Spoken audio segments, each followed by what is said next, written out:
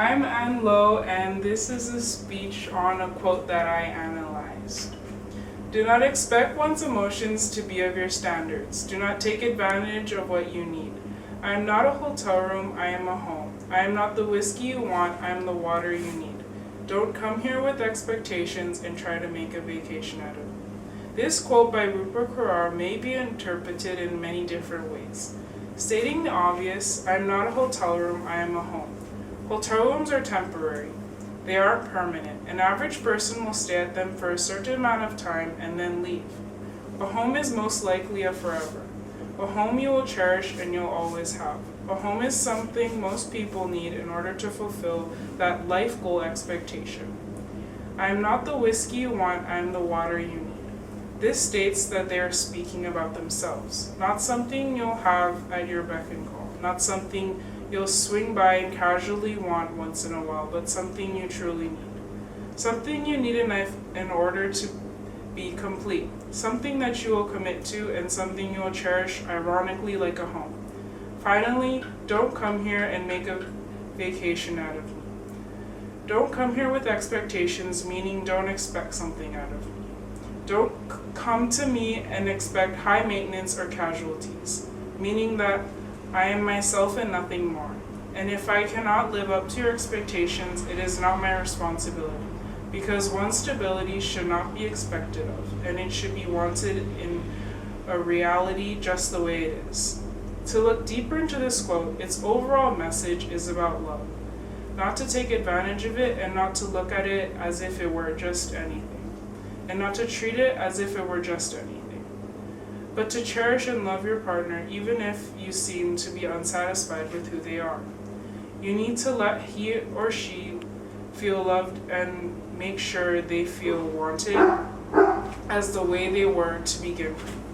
Not to change one's existence, but just to accept what you're given.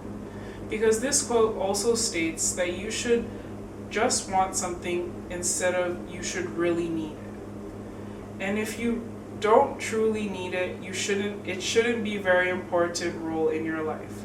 You shouldn't feel the need to have something just by wanting it. You should feel the need to have something by needing it. For example, breathing. You need to breathe in order to live. If you cannot breathe, you'll eventually die.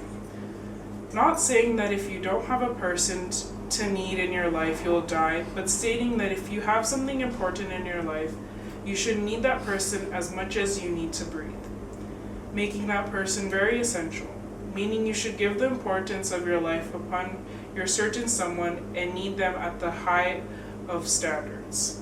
In conclusion, if you want someone, then love them or cherish them enough to need them, or else they aren't an important role in you, and you shouldn't give that high sensation to them if you didn't have high intentions from the start. Thank you. Good speech! Yeah.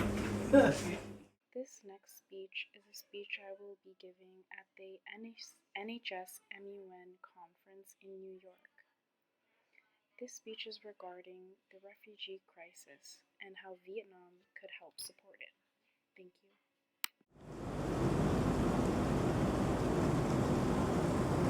Honorable Chair, fellow delegates, and distinguished guests, the delegation of Vietnam recognizes the importance of human rights violations in refugee camps, and that an issue such as this should be addressed immediately. Throughout the years, refugees have become a pressing issue internationally. Just 3 countries, South Sudan, Afghanistan, and Syria, supply 57% of the world's refugees. With this, it makes it difficult for refugee camps to provide proper asylum. Though Vietnam's current state hinders on its ability to host or provide asylum for refugees because of its limited space along with its growing population of 95.4 million people, Vietnam is willing to offer financial support to help ensure refugee camps without the ability to finance sustenance is given its proper needs. As Stephen O'Brien, UN Under-Secretary General says, extraordinary challenges such as the current refugee situations requires us to work together to address their root causes. This is a new challenge on which we need to collaborate and find new sustainable ways of responding. Let's take this opportunity to work together and find a solution I'll be in the back of the room at the next one. Okay, stop.